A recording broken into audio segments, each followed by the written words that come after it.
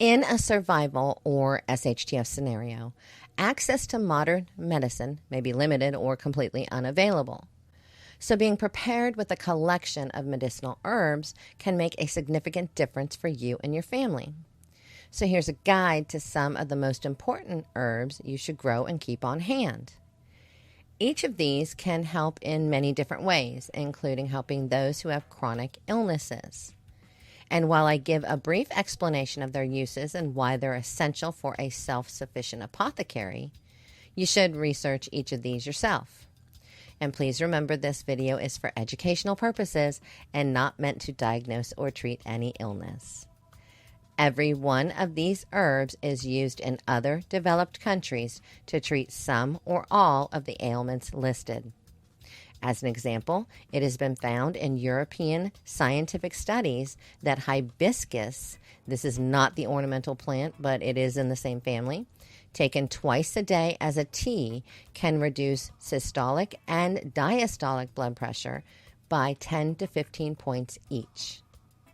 But in the U.S., herbal remedies are less popular, and my own personal belief is that it takes money away from big pharma. Chamomile. Chamomile is a gentle herb that helps with sleep and relaxation, and it can also soothe digestive issues and allergies.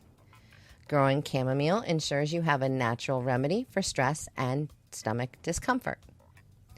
Echinacea or purple coneflower. Echinacea boosts the immune system and it helps fight infections, and it's known for speeding up recovery from colds and flu. But this herb is also useful for treating wounds, snake bites, and bug bites, making it a valuable addition to any herbal kit. Feverfew. Feverfew is well known for its ability to relieve pain, especially migraines, and it can also reduce inflammation and help with fever, colds, and menstrual cramps. Having feverfew on hand means you have a natural alternative to painkillers. Red clover. Red clover supports heart health. It improves cholesterol levels, and it acts as a blood thinner. It's also effective for skin conditions like eczema and psoriasis. Red clover can help maintain cardiovascular health and treat skin issues. Yarrow. Yarrow is a powerful herb for stopping bleeding, both internally and externally. It also helps with bruises, sprains, and swelling, and has antibacterial and antifungal properties. Yarrow is essential for first aid and wound care. Lamb's quarters. Lamb's quarters soothes burns, skin irritations, and digestive issues, but it can also relieve arthritis, pain, and gout. This herb is a versatile remedy for various skin and digestive problems. Hibiscus sabdariffa, or roselle. Hibiscus is excellent for lowering blood pressure and supporting cardiovascular health. Drinking hibiscus tea can help manage blood pressure without the need for medication. Mint, spearmint, or peppermint. Mint aids in digestion, acid reflux, and helps with headaches, skin conditions, and respiratory issues. It's also refreshing, and it can be added to any tea for both flavor and health benefits. Marshmallow. Marshmallow root soothes the digestive tract, and it relieves acid reflux and dry coughs.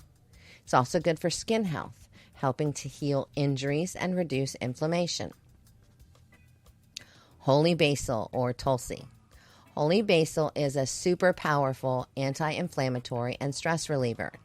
It supports the immune system, helps with respiratory disorders, and it can lower bad cholesterol.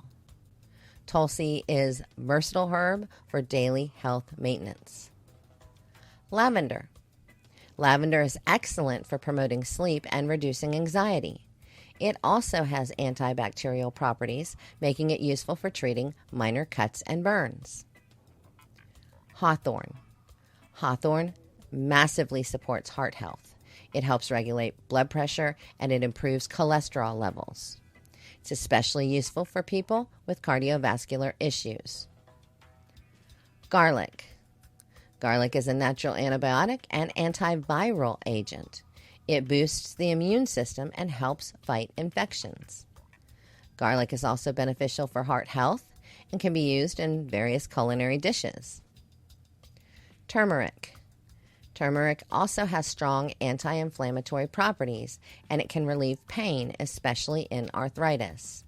It's a valuable herb for reducing inflammation and supporting your overall health. Mullein. Mullein is excellent for respiratory health, helping to treat coughs and bronchial conditions. It's a must-have for anyone dealing with respiratory issues. Ginger. Ginger aids digestion, it reduces nausea, and it helps with inflammation. It is also a versatile herb that can be used in teas and cooking to support digestive health. St. John's wort. St. John's wort is known for its antidepressant properties. It helps manage depression and anxiety naturally, making it a valuable herb for mental health. Ashwagandha. Ashwagandha is an adaptogen that helps the body manage stress. It also supports immune function and can improve overall well-being. Calendula. Calendula is great for skin healing. It helps with cuts, burns, and other skin irritations, speeding up the healing process. Plantain. Plantain helps with skin irritation, bites, and minor wounds. It is a soothing herb that promotes healing and reduces inflammation. Having a well-stocked herbal apothecary ensures that you and your family are prepared for a variety of health issues in a survival situation. These herbs cover common chronic ailments like high blood pressure, diabetes, and digestive problems, as well as providing essential support for heart health, skin conditions, and mental well-being. There are many other options out there, and everyone in the herbal medicine world has their favorites. So if yours isn't on this list, it doesn't mean you shouldn't use it or that it isn't any good. I tried to give you a list of what the most important herbs would be in an SHTF situation with what you might encounter. And keep in mind, it is best to grow these herbs now and dehydrate them, and then try them out in small doses. Dehydrating the herb makes it more powerful, so you won't need to use as much. Additionally, trying small amounts of each herb can alert you to any allergic reactions you might have. Some people are more susceptible to herbal reactions than others. Those who have allergies to ragweed or other common weeds and pollen may find they have a reaction to some of these herbs, especially if they're in the same family as the plant you have an allergic reaction to. But other options are available if that is the case, and you can always email me if you'd like to know more. Growing and maintaining these herbs will help you stay healthy and able to treat common health issues when modern medicine is not an option.